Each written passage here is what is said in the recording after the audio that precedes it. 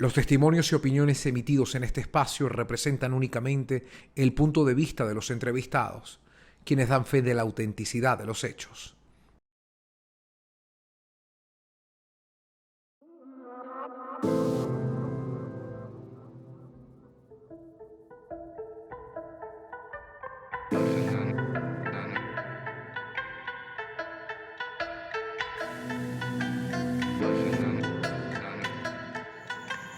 Empecé con la gente, con Afromax, Black Kamikaze, formamos códigos de barrio. Tuve un tiempo con un grupo llamado 380, la gente de Vinil H Records, de Cyberless Records. Actualmente estoy haciendo por el disco solo, ni más ni menos. Estoy trabajando con todo el mundo y con nadie a la vez, o sea, con los que creo que de verdad son mis hermanos en esto y le están poniendo un mundo.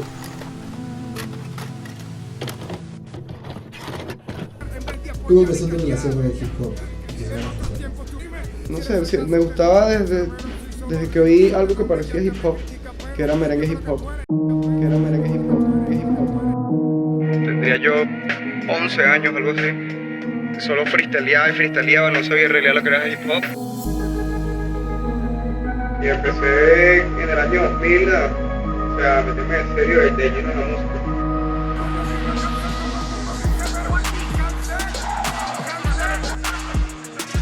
Estamos verificando con expertos del Ministerio Público cómo fue la caída de Tyron González. Pienso que uno nunca es el mismo. Esclarecer este terrible hecho que hoy enluta a la familia del hip hop y el rap. Pero me es muy difícil apoyar cualquier tipo de tentativa violenta. Es así como Cancerbero forma un proyecto titulado Códigos de Barrio. Mi historia no fue fácil, pero las hay peores que las mías. Yo los invito a que escuchen su música, analicen el contenido. Han bendito los oídos de aquel que me está escuchando. En horas de la mañana de este martes se conoció que el cantante de rap y hip hop Tyron José González, conocido como Cancerbero, y el bajista del grupo Sion TPN, Carlos Molnar, fueron hallados muertos la mañana de este martes en Maracay. Hasta que por un pana, Black Kamikaze, con el que de hecho un grupo, fuimos a donde Afromax.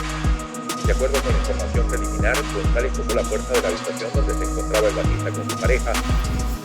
El Cancerbero en YouTube también, ahí pueden ver tu música y se pueden ir enterando entonces cuáles son tus fechas. Entonces síganlo por todos lados, el muchacho tiene mucho para decir y nada de decirle hip hop, pero él es rapero. El cantante de rap se lanzó del piso 10 del edificio Camino Real y le causó la muerte de manera instantánea.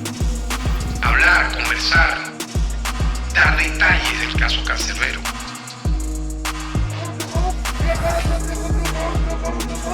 Hoy se enlutan dos familias y se enluta la familia musical del Estado de Aragua, de Venezuela y del mundo. Se está realizando en el Estado de Aragua la exhumación.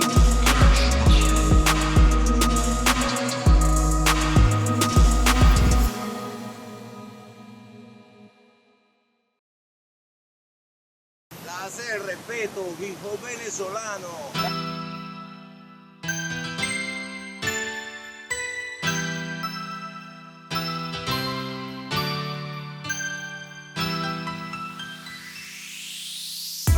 No tiene la verdad aunque le duela. Seré quien abra los ojos que corta la tijera. Yo estoy consciente que el dinero domina la esfera. Hola, mi nombre es Darío Domínguez. Fui vecino y amigo de Tyron. Hola, mi nombre es Anthony Romero y conocí a Tyron en el colegio donde fuimos amigos por varios años. Ok. Hola, mi nombre es Carlos Ezequiel Madera. Fui amigo de Tyron en vida. Casi que al frente de la casa, casi que yo brincaba para la casa de él y él para acá. Hola, yo soy Eric. Yo conocí a Tyron por el medio del hip hop, por las amistades que teníamos en común. Yo hacía graffiti también. Y bueno, por estas amistades que hacían música y siempre estamos todos juntos. Ahí fue donde conocí a Tyron. Nos conocimos en la escuela, San Isidro Labrador, que ahí estaba yo más o menos en cuarto grado. Conozco a Darío y Darío me presenta a Tyron. Ahí lo cambian de escuela, él llega allí Y ahí quedó en la misma sección que yo, y como éramos vecinitos, nos veníamos juntos, caminando de la escuela, nos íbamos y nos veníamos juntos. Tyron era un muchacho muy tímido, hermano. Muy tímido. O sea, en cuanto a socializar, era bastante tímido. Tú tenías que acercarte a él y hablar con él y ya. Si tenía la confianza, entonces daba el paso de quizás hablar contigo, pero él siempre andaba con 2 o 3 personas. En la plaza de Palo Negro, en Maracay, en el estado de Aragua, ahí nos juntábamos. Ahí siempre que salíamos del liceo, los panas que rapeaban, nos juntábamos ahí. Y la gente, esa plaza se ponía así.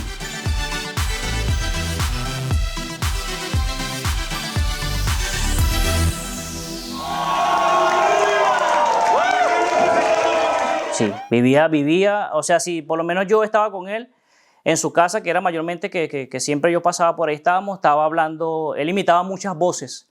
Nuestro insólito universo. En este capítulo presentaremos el monstruo de Tocoró.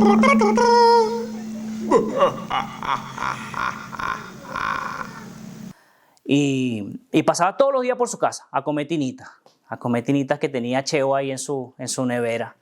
Las tinitas que se abrían, yo me las comía. Yo, dame tinitas. Pero bueno, que no sé qué más quieres saber, hermano. Dime tú y yo te voy diciendo.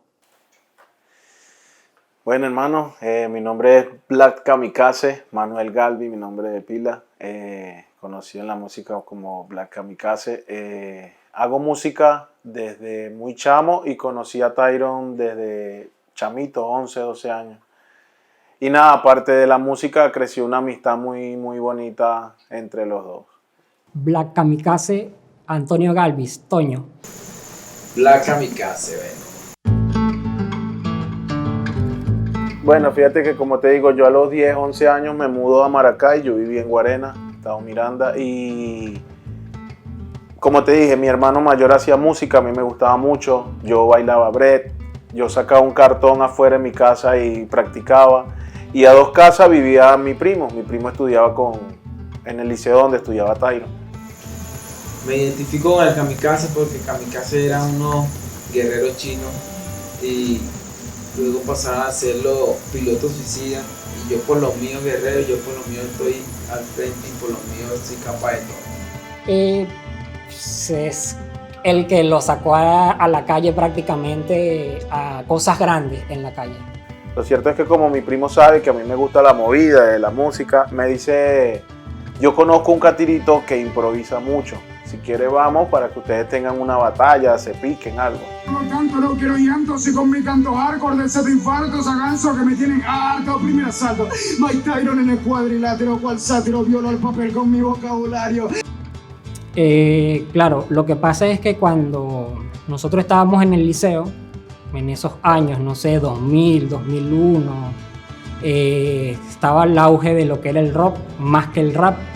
Ok, como esa era la fiebre en ese momento de quién rapeaba más que el otro, yo decido ir, y fue como a las 6:30, 7 de la noche. A él no lo dejaban salir mucho, Don Cheo no lo dejaba salir mucho en la noche. Lo cierto es que nos sentamos en la acera y en vez de como que de freestylear, de entrar en un debate lirical, lo que hicimos fue como que, ¿tú tienes canciones? Sí. Bueno, yo también tengo una en mi libreta. Y salgo corriendo a buscar mi libreta y lo que hicimos fue un dúo. Salió un dúo de ese momento, Códigos de Barrio. Tenemos un grupo llamado Códigos de Barrio.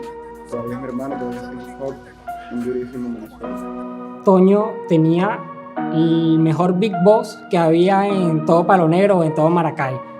Empecé con Cáncer, con Cancerbero, de Agudo. Tomado. Y Tyron se aprovechaba de eso para sonar genial, o sea, era una cosa que ellos dos juntos la rompían también donde sea.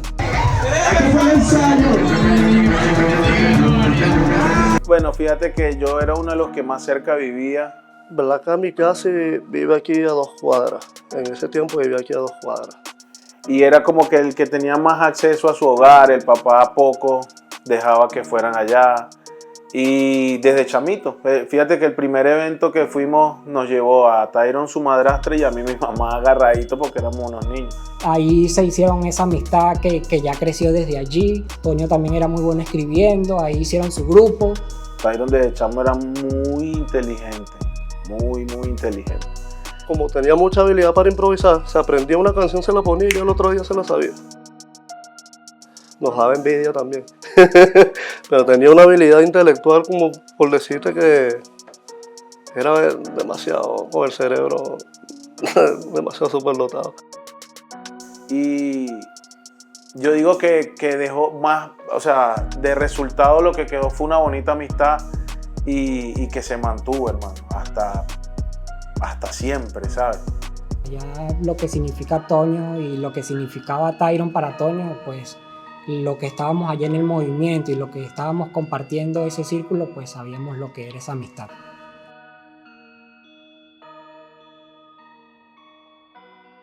Quiero cantar, digo. Yo pensaba una mierda el rayo, yo soy de reggaetonero, me gusta el merengue y fútbol. Reggaetón. Es más, Nacho Chino Nacho, yo soy su fanático, su fanático. Mucho gusto, mi nombre es Alexander Alves, fui compañero de Tyron en una agrupación musical llamado Código de Barrio.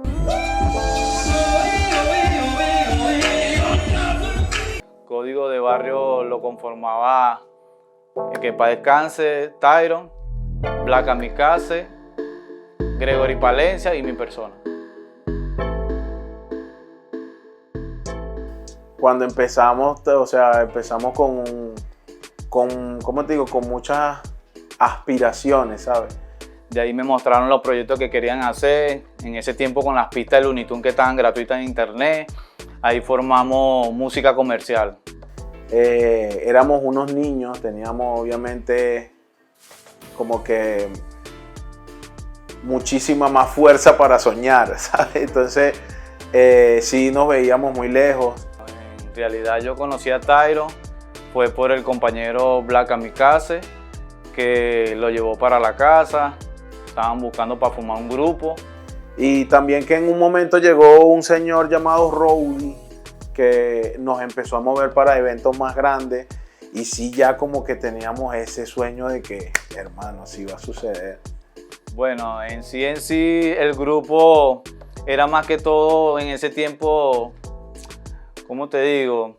Era un momento como de farándula, de evento, de chicas para acá, chicas para allá, vamos a sonar, a alternar con Calle Ciega, con X, Mermelada Bon en ese tiempo, La Dimensión Latina, en la feria de aquí de San José.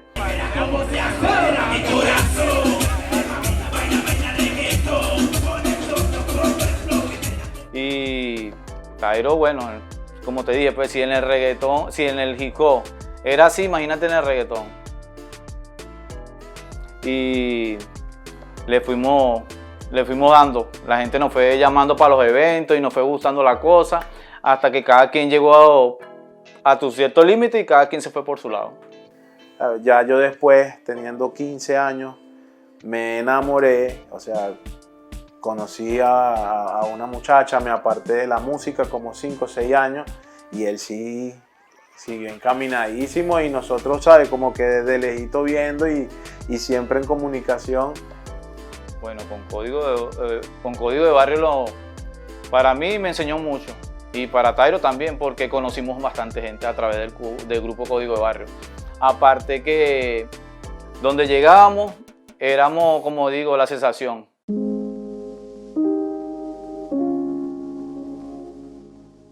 Ok, hola, soy Robert Chávez, soy compositor, fui compañero de Cancerbero, en la música como en amistad también.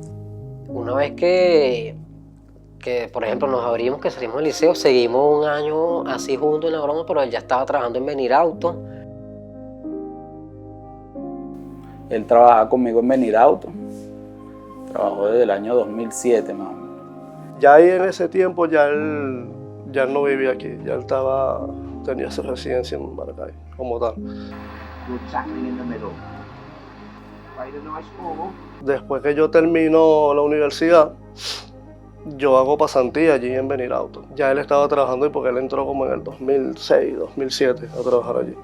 Por medio de un contacto, me parece, empezó a trabajar en la empresa de carros iraníes que se llama Venir Auto. Yo le dije que me cuadrara ahí, pero ninguno teníamos experiencia. Él pega porque tenía algo de experiencia en inglés y sabía algo ahí con respecto a eso. Te explico el cuento completo. Mira, él trabajó como que era en Burger King un día. Ya yo estaba en Benirauto, mi hermana trabajaba en Benirauto como gerente de recursos humanos. Él, tengo entendido que cuando él entra a trabajar en Benirauto fue por el idioma, porque él manejaba el inglés. Y estaban metiendo personal. Él llega un día y me dice, nah, ahora trabajé en Burger King, eso es horrible, hermano, tuve que fregar un poco de plata, un poco de vaina, eso fue una vaina loca. Yo, Tyron, pero ¿y por qué no trabajas en Benirauto? Ahí están metiendo, es una empresa, chamo. Benirauto es una empresa que es de Venezuela e Irán. Y entonces había muchos iraníes y el lenguaje de comunicación era el inglés. ¿Tú crees? Habla con tu hermana, ve.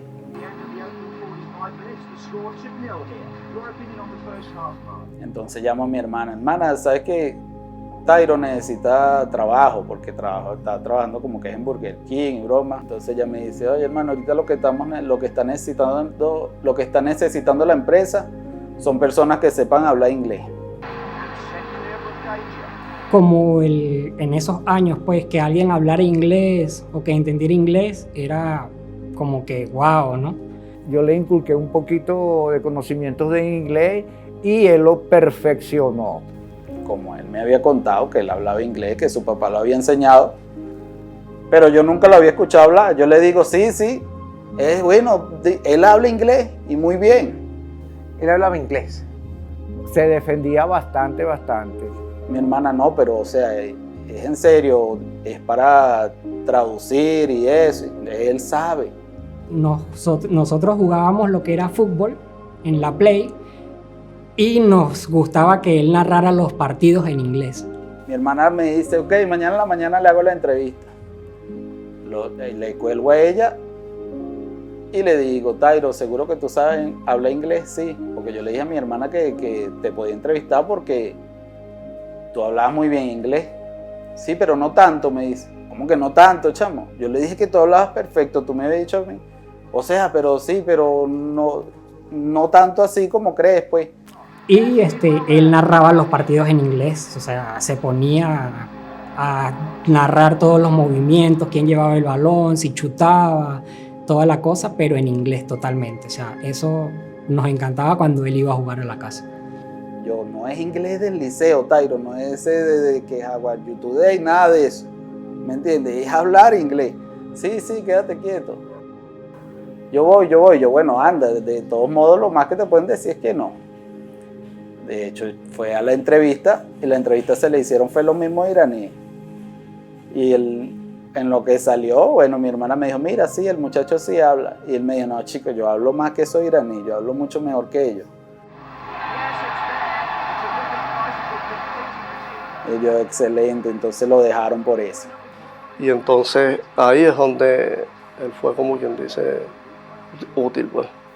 Su trabajo fue durante, ¿qué? Como 4 o 5 meses fue ese. Solo atender las reuniones entre iraníes y venezolanos. Hay una reunión, Tyron, se iba. Cuando yo entro, él ya estaba en otro departamento. Normal, era el departamento de calidad.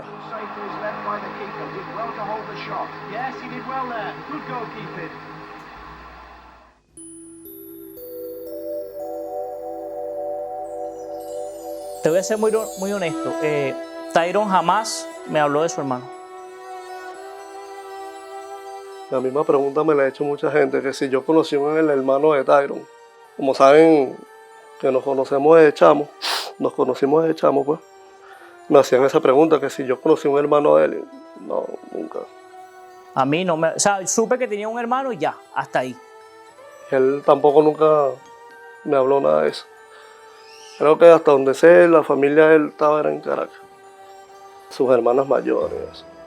Yo, de hecho, no sabía que tenía tantos hermanos, porque él nunca, en toda nuestra amistad, nunca me habló de otros hermanos. Me habló de una hermana que a veces veía, pero yo nunca supe que tuvo otros hermanos. pero, o sea, vagamente me habló de sus hermanas o de algún familiar. De su mamá sí, él nombraba mucho a su mamá. Quizás por la misma edad que teníamos, o sea, estábamos pendientes quizás de otras cosas y por lo menos no teníamos en el grupo un detalle más certero de lo que fue, aunque sí sabemos que obviamente él sufría en silencio pues por la pérdida de su mamá y su hermano. Llegando al barrio, él se metió a guardia y cuando lo dieron, cuando pudo salir, o sea que lo dejan 3 meses, Zairon llega a visitar a su mamá, unos malandros del barrio lo iban a robar, le quitaron la cartera, verificaron que él tenía de guardia. La poca información que manejo es que como que lo iban a robar zapatos, en ese momento estaban robando muchos zapatos y el niño no se dejó quitar los zapatos. Le dijeron corre y le echaron unos tiros para quitarle los zapatos. Le quitaron su vida. Como éramos niños, o sea, no sabíamos qué tanta importancia tenía como que estar allí para él o preguntarle cosas. Mira, tu mamá, sí, o sea, en un momento nos contó del fallecimiento de su mamá, de su hermano, que fue de manera trágica, pero no entramos nunca en esos detalles. Yo le decía, Tyron, ¿cuándo voy a ver a tu mamá? Muéstrame a tu mamá. Y él me decía, antes de morirme, antes de morirme te la muestro. A mí a veces me preguntan cualquier cosa y yo, antes de morirme te digo eso. Fue algo que se me quedó de él y siempre me decía, un día me mostró una foto de su mamá.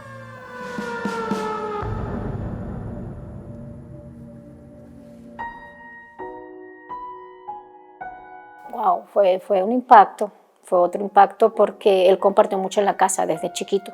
Zairon compartió desde pequeño en la casa. Porque él estaba en la casa, él iba siempre de vacaciones, mi mamá lo atendía, lo cuidaba, le daba su comidita.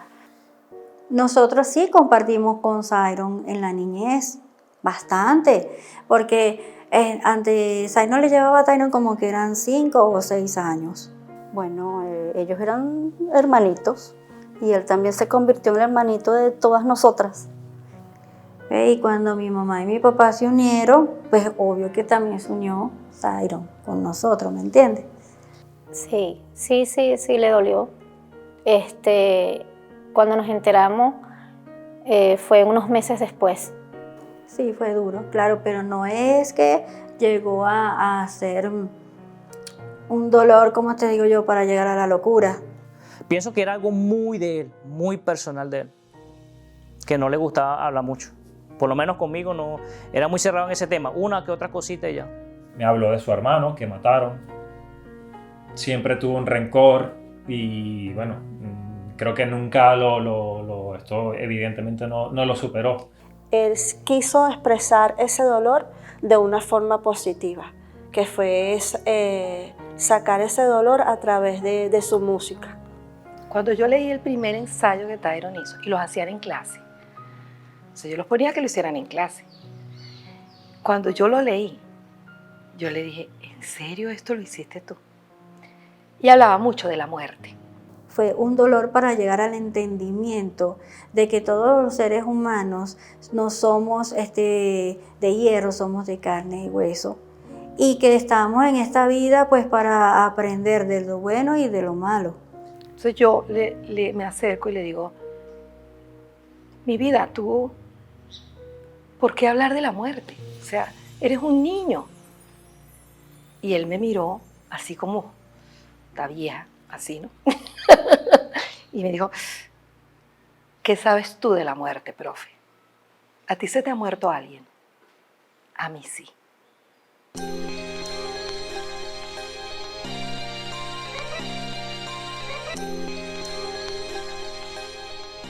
Bueno, yo soy Pedro Elías Aquino, mejor conocido como Acapela, rapero venezolano, represento Maracay, Estado de Aragua. Hola, soy Jumber Vera Rojas, soy periodista especializado en música. Mi nombre es Giancarlos Colmenares, mi apodo es Ghetto One. Yo llego a Palo Negro porque cuando estoy comenzando en el mundo del rap, como en mi pueblo, No había en ese momento una escena rap con la que yo me identificara en Turmero.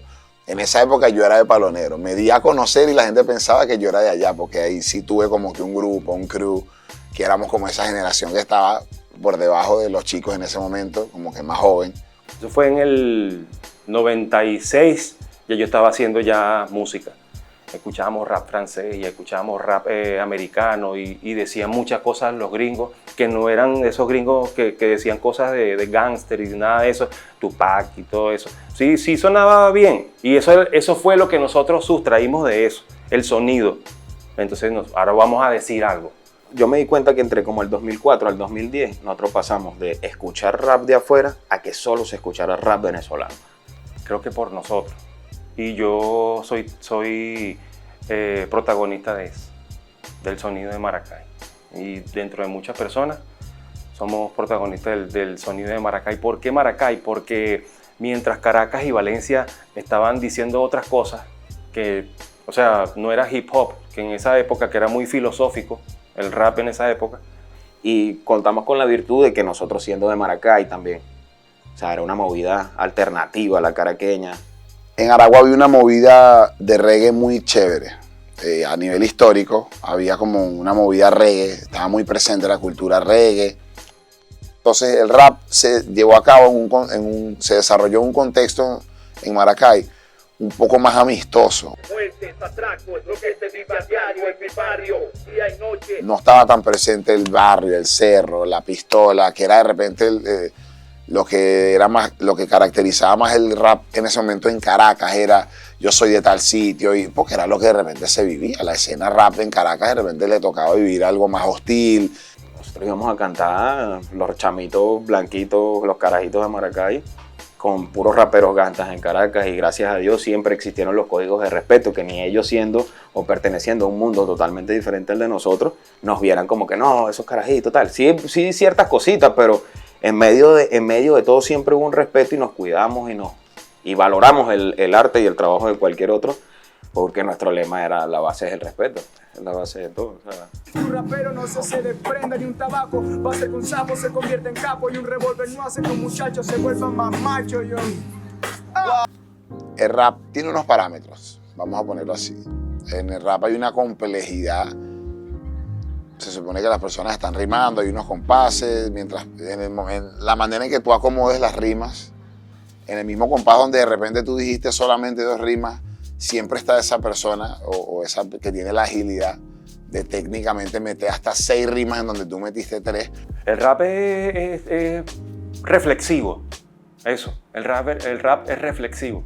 Porque esa persona de repente tiene más capacidad, retiene más información, conoce más sinónimos a la hora de decir lo que quería decir, tiene ese no sé qué que obviamente radica en la cultura general, en la lectura, en muchas cosas, en la educación, en todo. De pana, huevón, que son reales.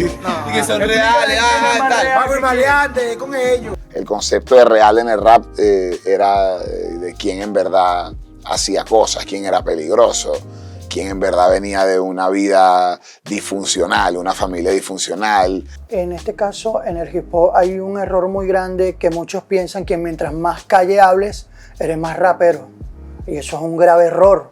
Con Marlon, me acuerdo, con Supa y con Katire cantábamos en contra de las pistolas y toda una narrativa de que el rap no era de gángster, el rap tenía que ser para construir, con conciencia. O sea, de aportar algo más que seguir analizando, destruyendo la sociedad. Con carencias y quién había pasado por calamidades y vicisitudes, y yo siempre me gustó como el discurso al revés de no, yo no, mi mamá me ayudó siempre, mi familia es increíble, yo tengo, me criaron súper chévere, mi mamá toda la vida estuvo ahí, hasta el sol de hoy está ahí, yo tengo una educación increíble. Mientras más educación tengas, más bases sólidas vas a tener para decir las cosas. Mi propuesta, yo a capela, es eso. Como un rapero de familia, un rapero que ya, o sea, yo no de repente pasé por lo que pasaste tú, pero yo también rimo arrechísimo.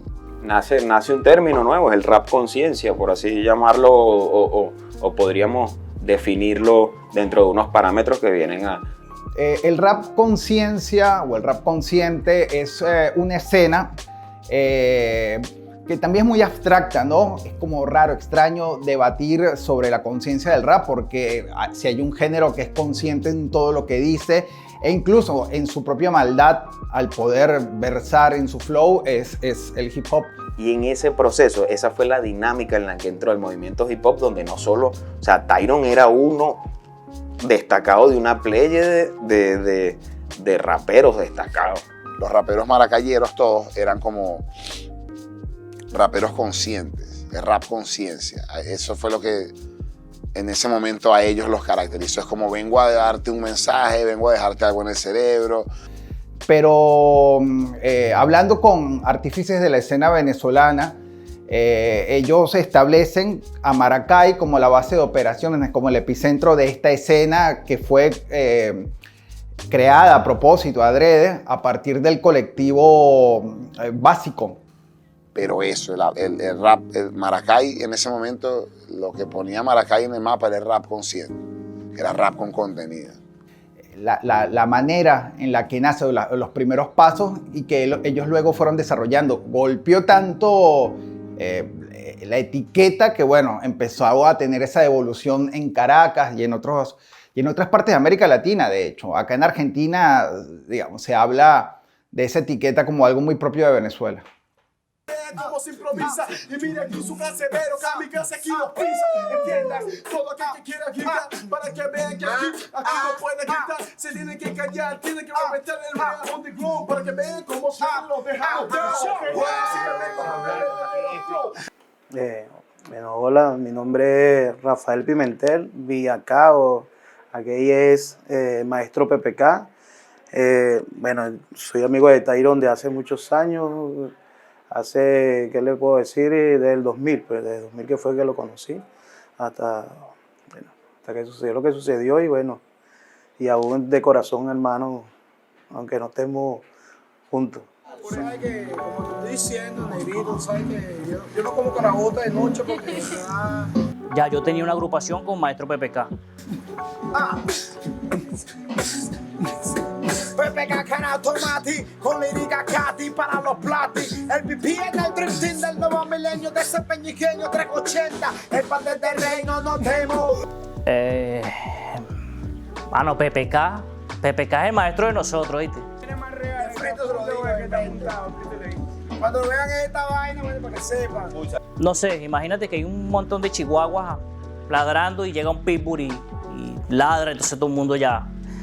Bueno, la movida en Palo Negro del rap fue fuerte. Para nosotros que fuimos quizás los pioneros aquí en Palo Negro, en el movimiento, los que nos atrevimos a hacer algo distinto. PPK era el duro, hermano. PPK era el que tú decías, PPK, yo quiero escribir como PPK, yo quiero hacer esto como PPK. PPK era la referencia de todos nosotros. El que diga que no, te está mintiendo. PPK era la referencia de todos nosotros y la admiración de Tyron por PPK y por cada uno de nosotros es respeto, es admiración. PPK, su humildad, sobre todo. PPK, la humildad de PPK es única.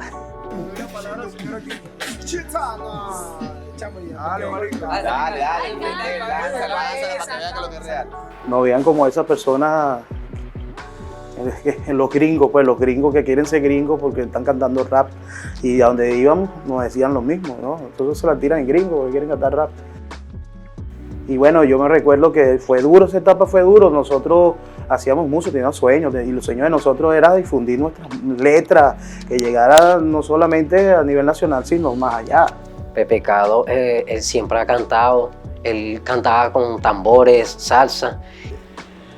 Nosotros cuando hacíamos los conciertos éramos 20 personas y las 20 personas eran los que estaban cantando y los otros raperos que eran el público, los otros raperos, entonces los que se iban la mano, pues, ¿me entiendes? Fueron influencias porque eso nos motivaba a que nosotros no éramos los únicos.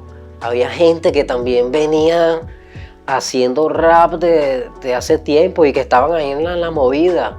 Y bueno, después salió creo el MySpace. Y entonces por el MySpace un poquito más y fuimos ya no conocían aquí nada más sino en Maracay y Santurmero y así pues fuimos conociéndonos y así poco a poco. Para mí PPK y Tyron estaban en el mismo nivel. Honestamente para mí estaban líricamente, musicalmente, como lo quieran ver, estaban en el mismo nivel. o cuando me da cuando me dice que mi esposa estaba embarazada, es que yo como que comienzo a echar el rap hacia un lado y a ponerme serio para la vuelta, pues, como que ya no voy a dejar de soñar, ahora tengo que meterme en la realidad porque esto no me da plata, y si me da plata, me va a dar plata al futuro, pero ahorita necesitamos plata para allá, entonces. PPK es un tipo muy sencillo, muy humilde. Mi respeto a PPK siempre. Empiezo con peso en el verso, esfuerzo mi seso, pienso del comienzo, por eso progreso en exceso. Paso a paso yo avanzo, con mi mazo desplazo tantos payasos que ven por encima del brazo, de paso son falsos.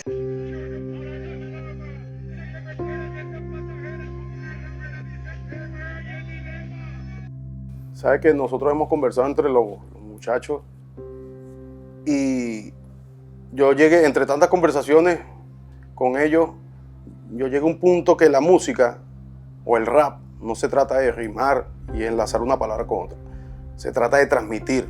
Ok, bueno, mi nombre es Winston Correa, mi apodo es Sombra, mi relación con Tyron es de amistad y de hermandad. O sea, a mí me atrapó desde la primera vez, o sea, a mí cualquier chamito o cualquier persona rapera no me impresiona mucho, porque yo lo hago también, ¿entiendes? Pero entonces lo escuchaba a él y decía, marico, ¿de dónde sacas tú eso? O sea, ¿cómo lo haces? Y tengo canciones con él. ¿Qué sucede con Tyro? Tyro era una persona que leía, se informaba. Y ¿sabes? Siempre hay una competencia sana de, yo te escribió esto, yo tengo que escribir algo más brutal. Y él dicho, marico, ¿dónde sacas esas rimas? Pero es eso, es lo mismo que yo vivo, pero lo expresa de una manera tan brutal que uno se queda loco. Yo creo que es eso. Underground, Emercal, Underwood, ¿qué dice el Peter? Diablito Underwood, Arepas Underground, córtalo.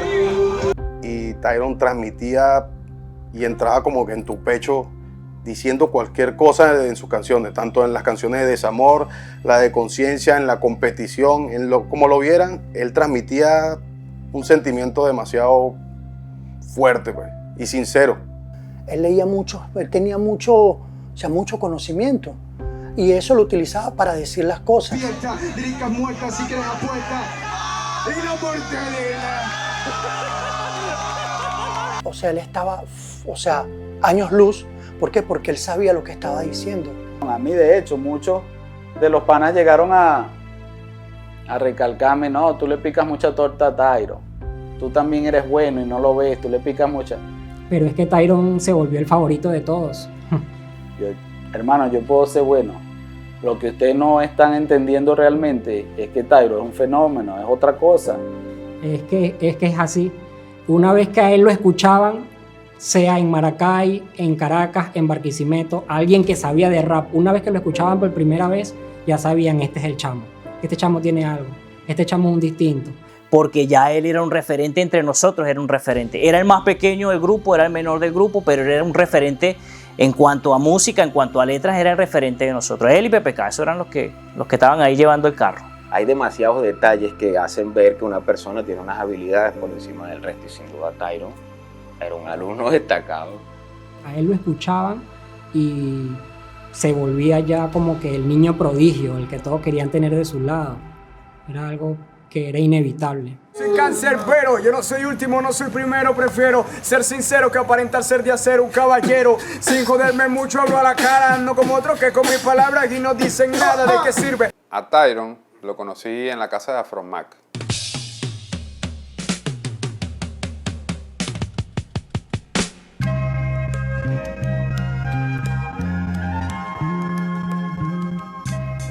Mi nombre es Leonardo Díaz, conocido dentro del género del hip hop como Afromac. Tengo desde 1996 trabajando como DJ, como productor, y realmente para mí la música como principal herramienta y el hip hop me ha salvado de muchas cosas, de muchos problemas, y creo que ha sido el gran salvavidas de mi vida.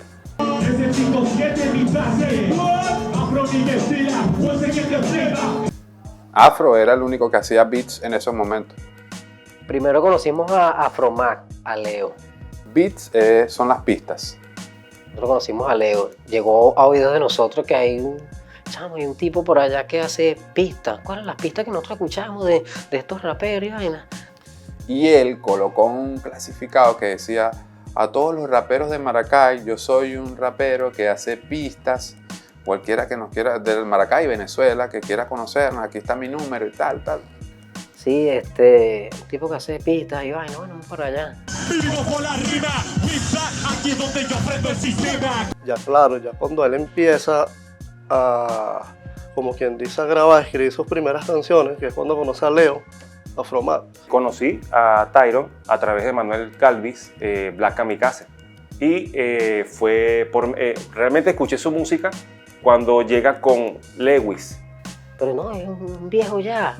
Y yo, oye, serio, o sea, no era tan bien, nos llevaba como 5 años, 6 años. Yo no soy muy bueno con la memoria, pero creo que él tenía 13 años, yo tenía aproximadamente 18 años. En el barrio donde vivíamos había un muchacho que se llamaba Tomás.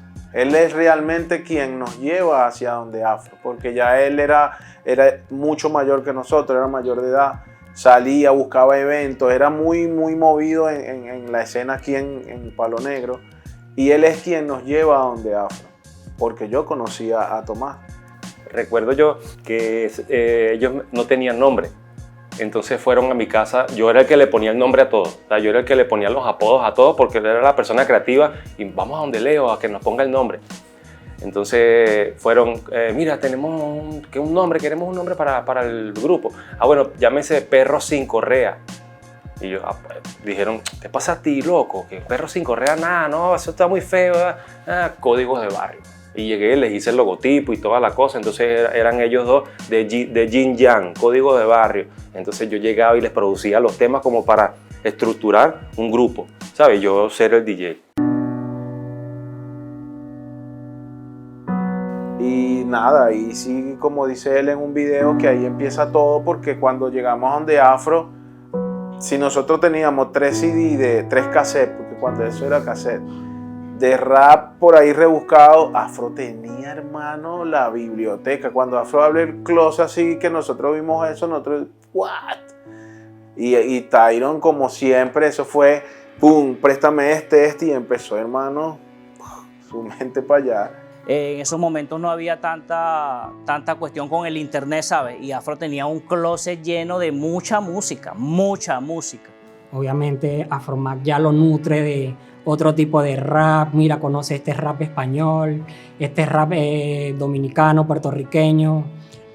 Ese bombo y caja rap underground como tal. O no teníamos nada que hacer, vamos para donde Afro. O escribíamos un par de rimas y vamos para donde Afro. Entonces todo el tiempo estábamos metidos donde Afro. Pero para ellos era el comienzo de todo, el comienzo de entender las estructuras, cuándo me detengo, dónde vienen los coros, cómo termina la canción, cómo empieza, así. ¿Dónde vienes tú? ¿Dónde vengo yo? Si la canción es mía sola, si solamente vas tú en los coros, así. Afro es nuestro papá en música. Pista, música, estos son los ritmos. Entonces Afro fue como el tutor de todos nosotros. Fue el maestro de todos nosotros en educarnos, pues así, porque a mí me puede gustar el rap, pero no sé de dónde viene, ni cómo lo puedo pulir, ni nada. Y él se encargó de eso. Fuimos para allá, nos conocimos a Leo. Y bueno, el primer beat nos lo puso Leo a nosotros. Ni lo recuerdo, el beat. Pero cuando llega con Lewis, es como ya yo tenía la idea de que existía Eminem. Y yo quería ver hasta qué punto ese chamito podía ser como Eminem o qué influencias tenía de Eminem. Para quitarme eso de la cabeza, para quitarme ese cliché.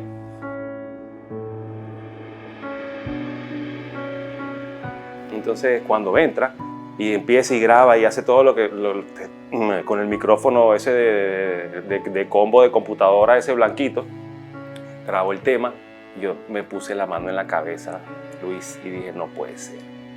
Este señor yo se lo tengo que enseñar a alguien. O sea, alguien tiene que ver lo que él hace. No es posible que yo estaba buscando siempre a alguien que me guste dentro de las instrumentales que yo hago. O sea, que me guste en el aspecto que me fascine, que pueda ponerlo 1, 2, 3, 20, 50 mil veces. Y era él.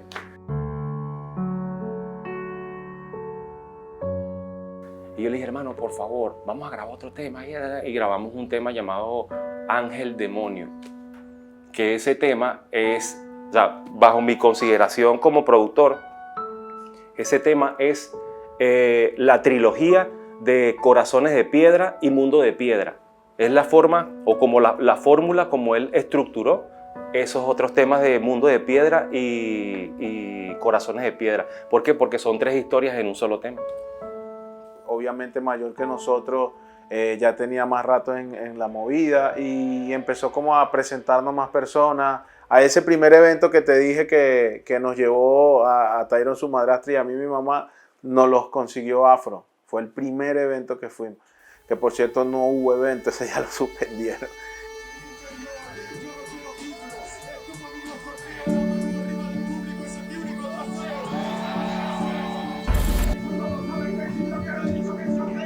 Lo primero que me llamó la atención de Canserbero fue el delivery, obviamente, la voz. Ese fue el elemento, eso fue... Yo recuerdo que en esa época, tampoco es que soy tan viejo, pero en esa época no existía alguna plataforma visual donde tú pudieras tener una imagen de una vez de alguien. Tenía la agilidad de poder rimar y pararse en el momento preciso para volver a empezar la otra métrica, y también era o sea, a nivel de gestos. Entonces eso es lo chévere, que al principio era un rumor, era como que escuchabas la música, estaba el vozarrón y me da risa. Yo llegué a escuchar rumores de que era negro, de que era gigante, de que era altísimo. Él se movía muy bien cuando rapeaba, cuando te quería mostrar el tema, se movía muy bien de manera de que tú decías, pero yo aquí tengo prácticamente un rapero americano. Eso era genial porque nadie sabía cómo era, pero ya yo tenía... O sea, el primer elemento es ese, es el pana que canta con la voz así. Yo decía, wow, qué duro, hardcore, increíble. Te digo lo siguiente, Tyron no encajaba porque él parecía un muñequito de torta. Tyron, cuando tenía la voz ronca, cuando cantaba, decían, no, el chamito le mete y tal. Cuando veían a Tyron, que era flaquito, todo el mundo, ¿qué? No, este no puede ser, chamo. Pero cuando Tyron abría su boca, le salía ese vocerrón, y entonces ahí que, coño, ese es el blanquito. ¿Me entiendes? Hermano, el primer concierto donde yo le vi la cara a Canserbero y supe que no era un negro alto, fue un concierto en la Plaza San Juan en Maracay, donde cantó él y cantó Baroni One Time. Y fue increíble por eso, porque como no había tantas redes, cuando él se subió a cantar, mucha gente abajo estaban descubriendo quién era él en su cara. Hermano, y lo dejó así, quedaron boca abierta también. En que cuando él cantaba, no era el mismo chiquito, flaquito, ¿sabes? Jamás se me va a olvidar la sorpresa de la gente. Mira, es blanco, tiene los ojos de colores, qué locura, yo pensé que era negro. Esa es la primera vez que lo vi en vivo en la Plaza San Juan, no recuerdo el año como tal. Siempre fue como que, hey, ¿y este blanquito qué? Pero cuando agarraba y daba su mejor versión de su talento, Lo que pasa es que eso viene ya de afuera también, de que son pocos los raperos que sobresalen de color blanco, pero nosotros no le parábamos mucha pelota a eso. Muchos no lo creen, pero los negros son más racistas que los blancos. Y es así, los negros son racistas. Entonces cuando tú ves un rapero blanco y dices, un blanco. La mayoría de la gente, incluso tengo amigos que no llegaron a conocer nunca a Tyron y me dicen, hermano, pero Tyron, ¿qué? No, hermano, Tyron es una persona muy de baja estatura, flaquito, catirito, ojos verdes. En esos tiempos que no veíamos talentos así blancos, no. Y siempre estaba ese estigma de que los raperos, los mejores raperos, igual que los jugadores de básquet, son negros y son los mejores. Pero en este caso, me voy al caso del mismo Eminem, que le cayó la boca a todo el mundo, y en este caso, por parte de Latinoamérica, Tyron. Muy, muy extraño en esos tiempos que nosotros sentíamos de que no, como este chamo es blanco, ¿qué puede saber él de barrio? ¿Qué puede saber él de vivencias de la calle? ¿Qué puede saber? Sí, sabía mucho porque se crió en un barrio también.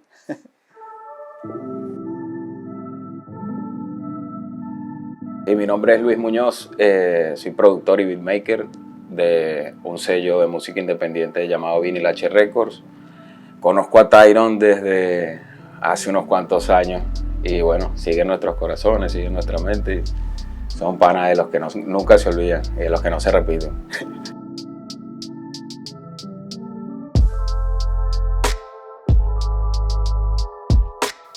El Techo fue la cuna de... La cuna donde realmente nació Canserbero.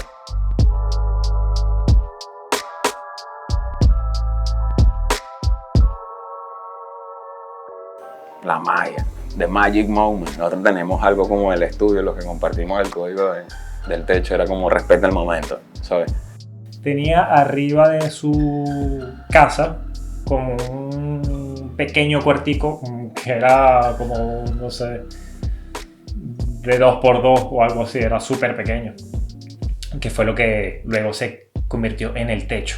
Yo se los dije, no caigan en comparación, ahora no tendré compasión si me piden confrontación. O sea, se convirtió como nuestro laboratorio, sin duda, nuestro laboratorio musical, era donde mezclamos como alquimistas, ritmos. Gracias a Dios contamos con el background del mejor productor que tiene en Latinoamérica, que es nuestro hermano Leonardo Díaz Afro. Que sin duda viene a ser una parte vital dentro del proceso del Techo, porque, o sea, yo solo como beatmaker no me daba basta. Imposible. Y gracias a Dios que contaba, imagínate, la genialidad del Máximo. Entonces podíamos integrarnos, pasar días creando, invitábamos gente. Y ahí, bueno, dentro de nuestros acuerdos, en nuestra locura, nuestros padres consintieron que de una manera sana al menos no le estamos haciendo daño a nadie. Givet, el que se dedicaba a grabar y a producir beats. O sea, yo en especial era una persona que grababa a los muchachos. O sea, yo a Tyron lo grabé. Si analizamos su catálogo, cantidad de canciones publicadas, grabadas, la mayor cantidad de momentos la pasó en mi estudio, la pasamos juntos en ese proceso creativo de lo interesante y lo valioso que fue para nosotros, humanamente hablando, acompañarlo a crear y a formar parte de su obra. Micrófono recuerdo que tenía una media panty que se usaba para disminuir el ruido.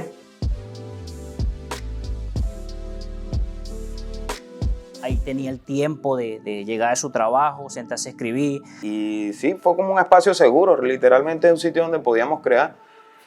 Y podía llegar Katira y pasar el día ahí también escuchando, estábamos a veces escuchando música, o él navegando en internet, o conversando. Llegaba alguno de los otros muchachos, o sea, siempre había como sesiones, siempre estábamos como trabajando en una dinámica y éramos bien nocturnos también. Y así empezó todo ahí. Yo recuerdo que siempre hablábamos como de hacer la mejor canción del mundo. Había como un tema recurrente, o sea, como de su imaginario creativo siempre había como que, oye, tenemos que hacer la canción más arrecha del planeta. Que tenga la mayor cantidad de profundidad, respuesta, que te haga... Él siempre estaba como en esa curiosidad intelectual, o sea, ese era un ítem de el cosmos que desarrollaba. Él era Tyron para nosotros y ahí se convirtió, para mí, ahí se convirtió en Canserbero.